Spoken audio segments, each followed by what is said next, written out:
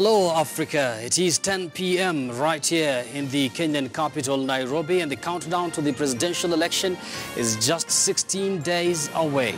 And it is 7 p.m. in the Liberian capital Monrovia, that is counting just hours before polls open to elect a new president to succeed Africa's first female president, Ellen Sirleaf.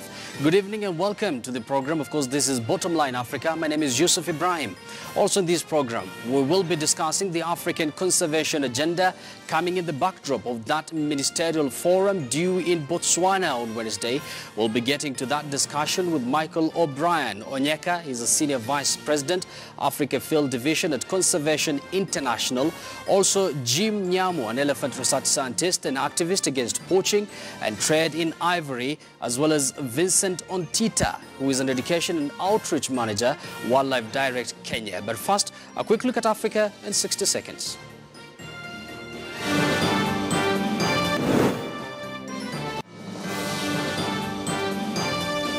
Official campaigns end in Liberia's 20 presidential candidates seek to succeed Ellen Sirleaf.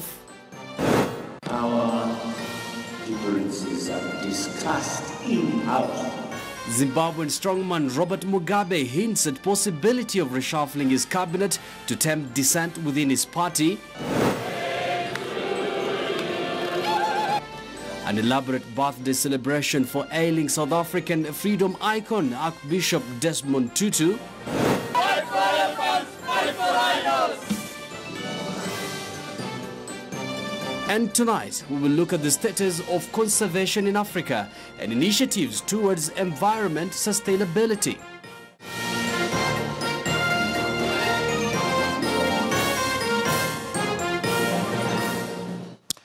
Of course, tonight we're going to take a deeper look at how conservationists are working to protect wildlife in Africa. As I've already told you, we have our guest in studio that is going to form the basis of our discussion tonight. But on our Twitter poll tonight, we are asking you, do you think the anti-IEBC demos by NASA are effective? Let me just take that again.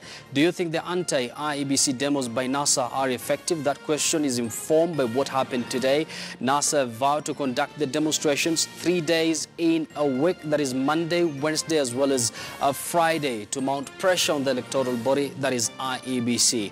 Be sure to use our hashtag Bottomline Africa, that is our hashtag all across our social media, and I'm going to go through some of your feedback within the program. But now let's begin from right here in Kenya, where supporters of Kenya's main opposition, National Super Alliance, that is NASA, clashed with police as they embarked on a protest to the main offices of the elections body IEBC. NASA, led by former Prime Minister Raila Odinga, has resorted to weekly protest against the Independent Electoral and Boundaries Commission in their continued push for some of its officials to be fired. Police fired tear gas and in some cases live bullets to disperse protesters. 3 people were injured in Nairobi after a vehicle plowed into a group of protesters. The offices of the IEBC remains under high security presence. NASA insists that it will only participate if necessary electoral reforms are undertaken, part of which reforms should include firing of some IEBC officials.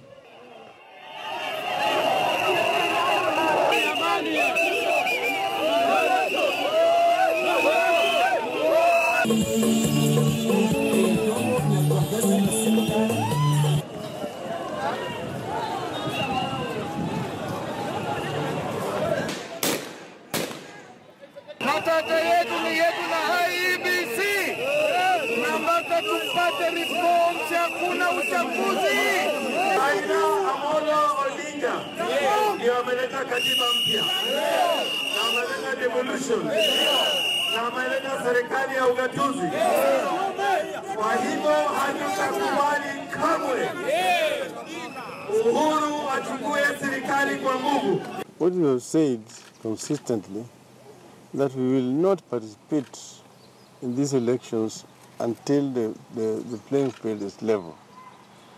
And we gave the IBC a list of items that we wanted to be sorted out, what we called the reducible minimum, that will create a conducive environment for a free and fair election. As far as we are concerned, the IBC has not responded positively to most of those issues. So most of them remain outstanding in as far as we are concerned. This is a democratic society. We live in a democratic society. It's what we call freedom of choice. So if I choose not to participate in a pre-rigged electoral process, it's my democratic right. No court can order me not to do so. Of course, that is the demonstrations I was talking about earlier, and that informs the question of our Twitter poll, where I did ask you if you think that anti-IBC demos by NASA are effective. Already 994 people have already voted. Remember, the polls are going to close at the end of this program, and I'm going to give you the final results. Now, over to another election in the continent, and political campaigns have ended in Liberia ahead of tomorrow's presidential elections. As incumbent president and Nobel Prize Peace winner, Ellen Sirleaf prepares to step down after 2 terms in office. Now, the much-anticipated October 10th elections will be Liberia's 3rd post-war presidential and legislative polls, marking the first time a democratically elected president will hand over power to a similarly leader.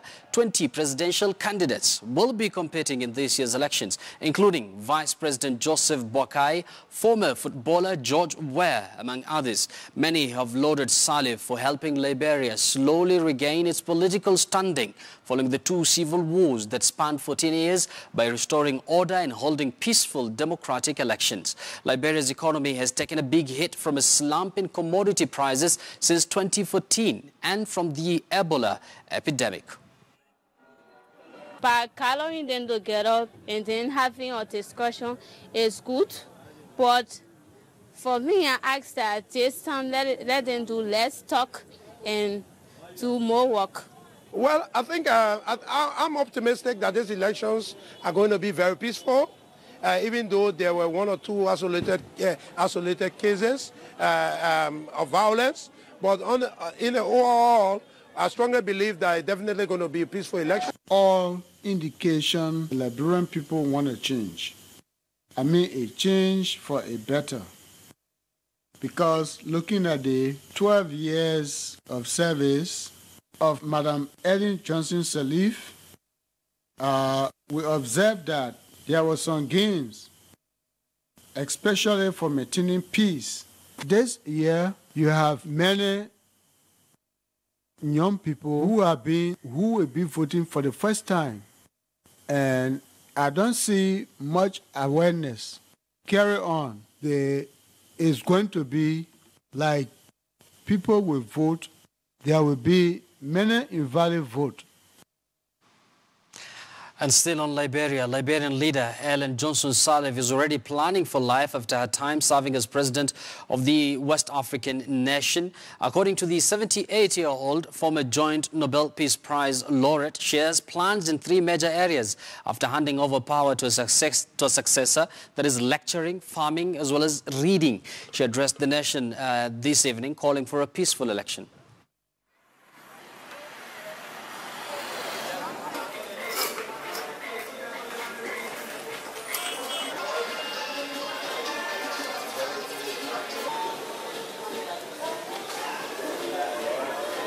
For the first time in 3 generations, we will be transferring presidential authority democratically and peacefully from one elected leader to another. Remember that you are an empowered people. The future of the country is in your hands.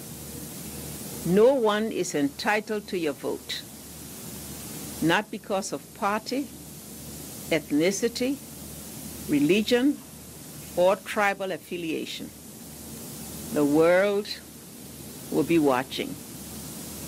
Let's make them and make ourselves proud. Of course, the world is watching. Africa is also watching. Be sure to tune into Bottomline Africa for all the latest concerning that election in Liberia. Now, let's cross over to the south of the continent, where Zimbabwe's President Robert Mugabe over the weekend hinted that he will shake up his cabinet amid deepening factionalism in his ZANU-PF party over who succeeds him. He warned that he will axe some ministers. Mugabe's announcement came as bitter infighting among factions discussions jostling to succeed the 93-year-old escalated this week between his lieutenant and sacked in his wife. Now, one of Mugabe's two vice presidents, that is Felekezela Mfoko, claimed his fellow vice president had lied about having been poisoned at a party rally in August. Then Mugabe's wife, Grace, angrily accused Mnangagwa of dishonesty and alleged that some unnamed people were plotting a coup if their favored candidate did not succeed.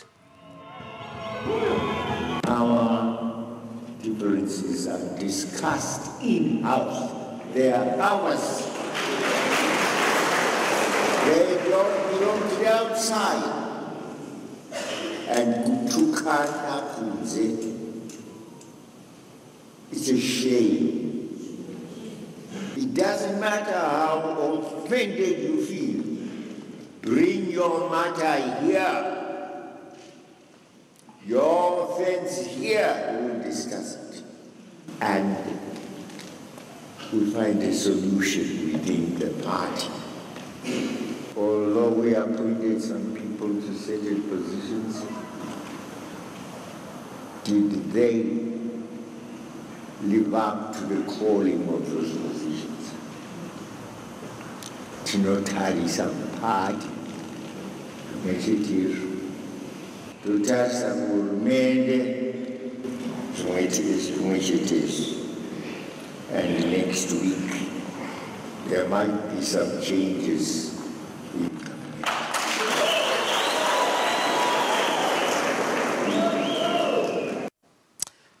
President Robert Mugabe, they're addressing some of his ZANU-PF members there. He's already 93 and is expected to defend his seat next year. And I believe he will be 94, of course, by then. Very interesting development there in Zimbabwe. Now, Ghanaians on Sunday pushed the government to improve safety at fuel stations after 4 people were killed when a tanker truck carrying natural gas caught fire in the nation's capital, triggering explosions. Now, the fire and blast gutted a liquefied gas filling station and a nearby petrol station in the Atomic Junction area of the Legon suburb of Accra on Saturday night, sending local residents fleeing.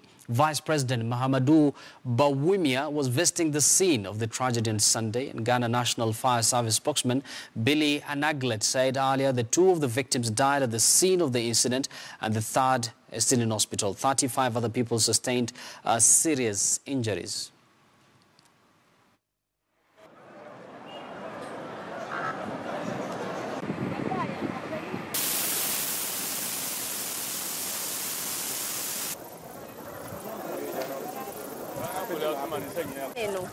If you are not one was running, you can't even stay in your house yesterday. So the government should do something about it. In the corner in Ghana, you will see gas station. You will see gas station. You will see a fuel station too. All of them too are flammable. So as soon as there is a small or lighter mistake, then everything there will be a disaster in the country. Over to developments in Ethiopia. Displaced Oromo people have sought refuge in the Ethiopian city of Adama following deadly clashes between ethnic Somalis and Oromos there. And the bloody clashes threaten to upset the delicate ethnic balance of Africa's second most populous nation, where the all-powerful ruling party last year declared a state of emergency in that country, ending months of sometimes deadly anti-government protest spearheaded by the Oromos. The unrest raises questions about the future of Ethiopia's ethnic federalism system of governance, which is supposed to offer a degree of self-determination to the country's diverse peoples, but which critics say is often overruled by the federal government.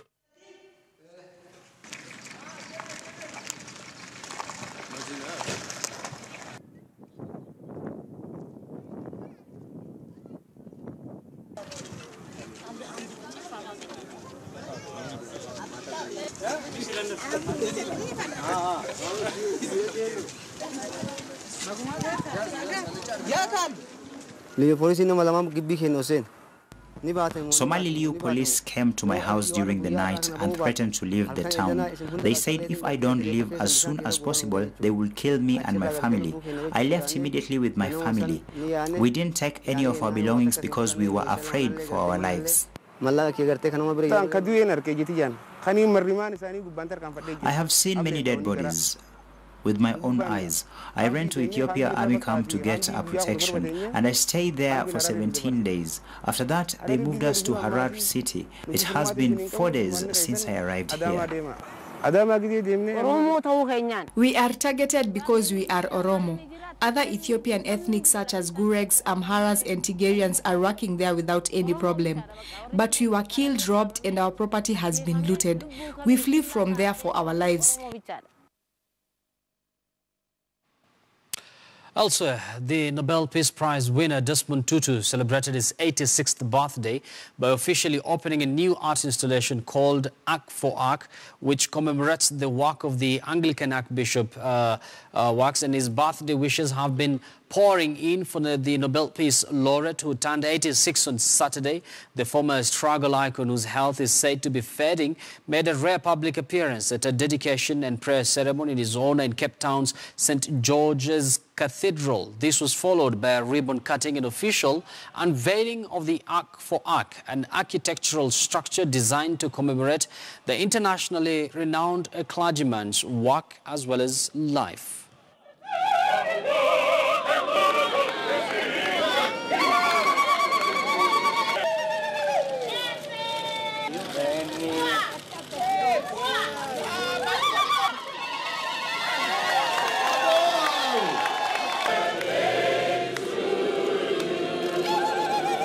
To you, Arch, and Mama Leah, happy birthday. It's amazing to celebrate your birthdays and at the same time to celebrate the opening of this incredible arch for the arch.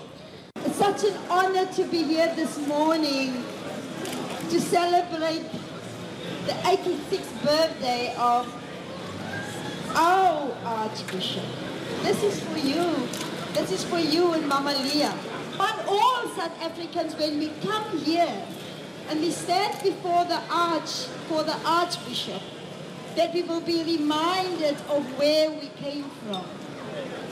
We will be reminded what our Archbishop contributed to the freedom of this country. Of course, another freedom icon there. We also wish him a happy birthday. Now, 23 years since apartheid ended in South Africa, the families of many activists who died in police captivity are still seeking justice. Take a look. 40 years ago, Philip Mabelane heard on the news of the death of a detainee at police headquarters in Johannesburg.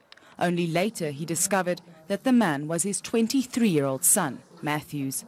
According to police at the time, Matthews had killed himself by jumping from the 10th-story window of this building, but his family never believed it. Now 95, Philip is still searching for the truth. This is my son. Why is my son dead? Died. What for? Between 1963 and 1990, 73 people died nationally in police detention. Many deaths occurred in questionable circumstances, with no officer ever held accountable. Families were often told their relatives fell or jumped from buildings or committed suicide in their cells. Lash Mabelane still remembers how his brother Matthews loved music and spending time with friends. He struggles to deal with his loss to this day. Can you imagine how it feels when a person is pushed from the 10th floor? It's like it's a movie, but it's real, you know. The family believes the case of Ahmed Timmel, another detainee who died in similar circumstances at the same building to Matthews in 1971, might push prosecutors to also reopen Matthews' case. Timmel's family battled for years to get the case before the court, and human rights organizations have accused the state of dragging its heels in dealing with these cases. There are many victims and their families in our country who know part of the story and who also are able, because of the Truth Commission, to pinpoint who the perpetrators are. They deserve justice, and our country deserves justice. The Mabelane family is happy to get the support of the Foundation for Human Rights, who has decided to also champion Matthew's case, but they worry that his elderly father, Philip, will run out of time to see justice being done.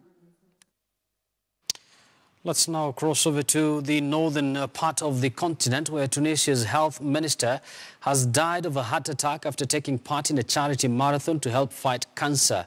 Slim Cheka, age 56, fell ill after running some 500 meters and died in a military hospital. Prime Minister Yusuf Chahed said he had lost a brother and a colleague who had died doing a noble humanitarian act. The marathon was held in the coastal town of Nabil on Sunday to raise funds to build a cancer clinic for children. Cheka was appointed health minister last month in a major cabinet reshuffle. He was a former banker who had served in the ministries of finance, sports and youth after the overthrow of long-serving ruler Zain al-Abidin bin Ali in 2011.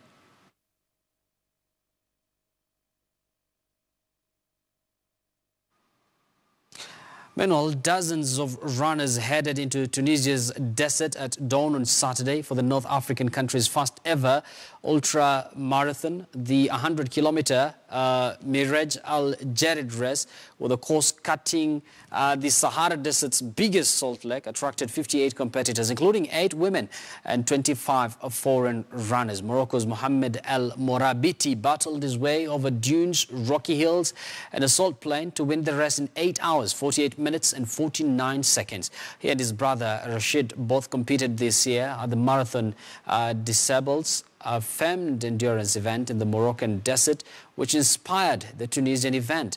The race took place in Tozou, a southwestern region, which served as a set for Anakin Skywalker's village or Mos Espa in the Star Wars films. And organizers hope to make the event an annual fixture on the international ultra trail circuit, attracting 500 runners annually within 3 years.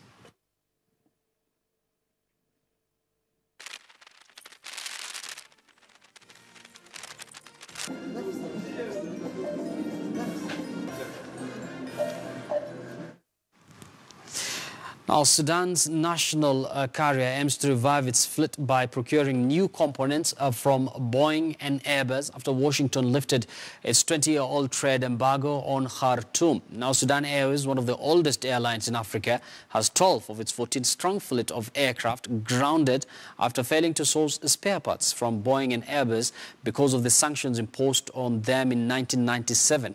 But on Friday, Washington lifted the embargo after months of diplomatic negotiations with Khartoum. The airline is now expected to be a key beneficiary of the move. We expect our cooperation with Boeing and Airbus to resume, as we had excellent relations with them before the sanctions. The airline has been severely impacted by the sanctions, as its entire fleet comprises of Boeing and airplanes. One by one, all our planes stopped flying until the entire fleet was grounded because we were unable to get spare parts.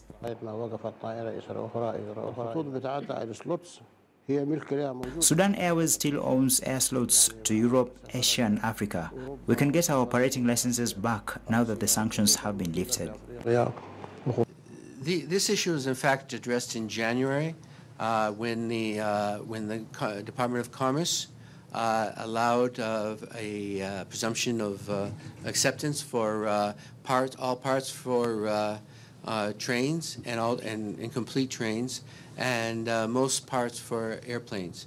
Only a few parts that have what we call dual-use technology will remain prohibited.